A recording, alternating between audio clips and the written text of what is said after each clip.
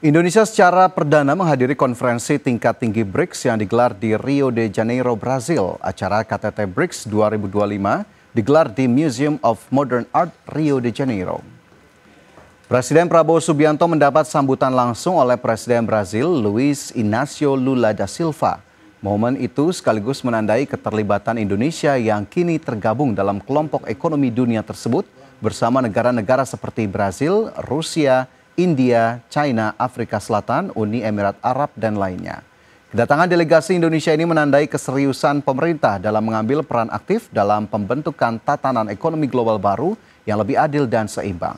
Indonesia hadir dengan menyandang status anggota penuh dan bersama para pemimpin BRICS akan membahas sejumlah isu politik dan keamanan global seperti konflik yang berkepanjangan di berbagai kawasan, reformasi tata kelola global, dan penguatan multilateralisme.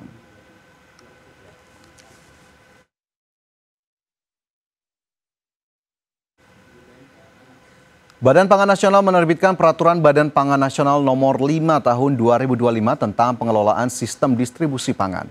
Regulasi ini hadir sebagai langkah konkret untuk memperkuat sistem distribusi pangan nasional yang inklusif, responsif, dan berbasis data. Badan Pangan Nasional menerbitkan Peraturan Badan Pangan Nasional Nomor 5 Tahun 2025 tentang pengelolaan sistem distribusi pangan. Regulasi ini bertujuan memperkuat ketahanan pangan nasional dan menjamin ketersediaan pangan yang aman, bermutu, bergizi, dan terjangkau bagi masyarakat Indonesia. Dalam keterangan resminya, Kepala Bappenas Arief Prasetyo Adi menjelaskan, peraturan yang ditetapkan pada 26 Juni 2025 ini menjadi payung hukum bagi pengelolaan distribusi pangan yang lebih modern, efisien, dan adaptif terhadap dinamika di lapangan. Regulasi ini hadir sebagai langkah konkret untuk memperkuat sistem distribusi pangan nasional yang inklusif, responsif, dan berbasis data. Menurut Arief, pendistribusian pangan yang tepat, cepat, dan terpantau akan berdampak langsung terhadap keterjangkauan harga dan ketersediaan pangan di seluruh wilayah Indonesia, termasuk wilayah terpencil. Regulasi ini mengatur secara komprehensif tata kelola distribusi pangan mulai dari peran pelaku usaha, kegiatan pemerintah pusat dan daerah, hingga sistem pelaporan dan pemantauan digital.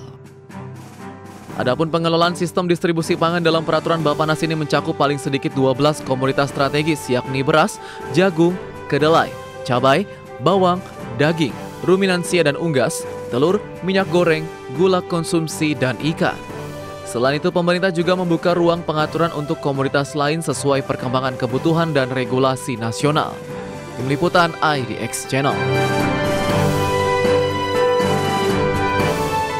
Anggota Komisi 4 DPR RI dari fraksi PKS Slamet menyoroti lemahnya pengawasan Badan Pangan Nasional sehingga penyerapan produk pangan dalam negeri kecil. Menurut Slamet, lemahnya pengawasan BPN menjadi peluang bagi para mafia untuk menghimpun komoditas langsung dari petani dan memainkan harga seenaknya. Slamet juga meminta stakeholder yang berwenang untuk segera menindaklanjuti terkait isu mafia pangan yang membuat harga bahan pangan kerap melambung. Artinya ada 90% di luar, baik mungkin itu ada di masyarakat maupun ada di swasta. Bahwa kemudian dia menguasai itu, akhirnya dia sekarang hari ini ya dengan sendirinya mengendalikan harga karena dia punya stok. Itu yang saya khawatirkan itu. Jadi saya khawatirkan itu, oleh karena itu tanggapan kami mendorong pemerintah tahun depan di masa panen saatnya kemudian pemerintah memperbaiki atau meningkatkan daya serapnya di tingkat petani. Bukan sekedar untuk memenuhi cadangan beras atau cadangan pangan pemerintah, tapi selayaknya kemudian dilakukan serap 100%, sehingga dengan itu maka pemerintah. Pemirsa, Badan Gizi Nasional menyebut penerima manfaat program makan bergizi gratis akan bertambah sebanyak 1,2 juta pada pekan depan. Badan Gizi Nasional juga memastikan akan ada penambahan jumlah SPPG sebanyak 473 unit. Badan Gizi Nasional menyebut penerima manfaat program makan bergizi gratis akan bertambah sebanyak 1,2 juta pada pekan depan. Seiring dengan bertambahnya jumlah satuan pelayanan pemenuhan gizi atau SPPG yang tersebar di 38 provinsi di Indonesia. Juru bicara Badan Gizi Nasional Reddy Hendra melaporkan, per 6 Juli 2025 total SPPG yang telah beroperasi mencapai 1.873 unit SPPG. Dalam pekan depan, jumlah SPPG akan bertambah sebanyak 473 unit SPPG, sehingga total SPPG yang beroperasi mencapai 2.346 unit.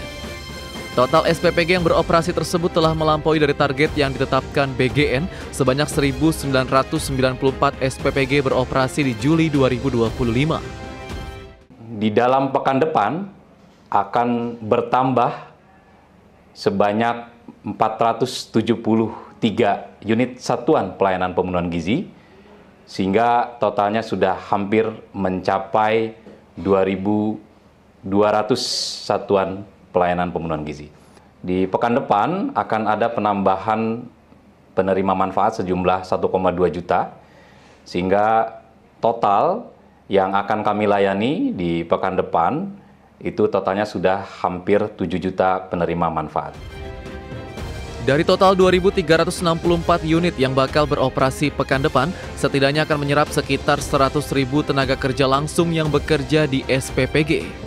Selain itu akan ada sekitar 10.000 usaha mikro, kecil, menengah yang terlibat dalam menyuplai bahan baku ke SPPG yang ada. Jakarta, Tim Liputan IDX Channel. Lembaga Penjamin Simpanan atau LPS tengah menghadapi serangan cyber masif sebanyak lebih dari 3 miliar serangan. Serangan tersebut mayoritas teridentifikasi berjenis Denial of Service atau DOS yang dikirim lewat berbagai server dari 40 negara. Lembaga Penjamin Simpanan atau LPS tengah menghadapi serangan cyber masif sebanyak lebih dari 3 miliar serangan dan terus bertambah hingga saat ini. Serangan tersebut mayoritas teridentifikasi berjenis Denial of Service atau DOS yang dikirim lewat berbagai server dari 40 negara. Tercatat serangan dengan intensitas tertinggi terjadi pada 25 Juni 2025 yang mencapai 34 juta serangan per detik. Meski demikian, sistem pertahanan IT LPS terbukti mampu menangkal seluruh serangan berkat kekuatan infrastruktur keamanan IT dan SDM yang telah dikelola secara mandiri. Ketua Dewan Komisioner LPS Purbaya Yudi Sadewa menegaskan bahwa keamanan cyber bukan lagi isu teknis semata. Menurutnya saat ini antisipasi berbagai serangan cyber merupakan bagian dari manajemen risiko strategis. Untuk itu LPS terus meningkatkan kemampuan pertahanan IT melalui penguatan internal dan kolaborasi dengan pemangku kepentingan. LPS pun menyebut bahwa serangan cyber yang dialami LPS merupakan salah satu serangan terbesar di dunia. Jadi kalau mereka nyerang sebesar apapun, sekarang kami bisa tangkal. Cuman kalau perbankan ya kami hanya bisa menghimbau bahwa serangan jenis ini bisa juga akan terjadi ke mereka dan mereka harus mempersiapkan bisnisnya dengan baik. Kalau mau belajar ke LPS, kami bersedia men-share apa yang kami lakukan supaya sistem finansial kita lebih kuat terhadap serangan seperti ini maupun serangan-serangan cyber yang lain yang lebih canggih dari sisi teknologi. Penguatan sistem cyber LPS diklaim merupakan hasil dari transformasi besar selama 2,5 tahun terakhir. LPS juga telah merekrut profesional di bidang keamanan cyber dan terus berinovasi mengikuti perkembangan ancaman. Kini LPS terus membuka diri untuk bekerja sama dan bertukar pengetahuan dengan sektor swasta serta regulator keuangan lainnya demi memperkuat ketahanan digital nasional. Jakarta, Raharjo Patmo, IDX Channel. Dan pemirsa tetaplah bersama kami, IDX Precision Closing akan segera kembali.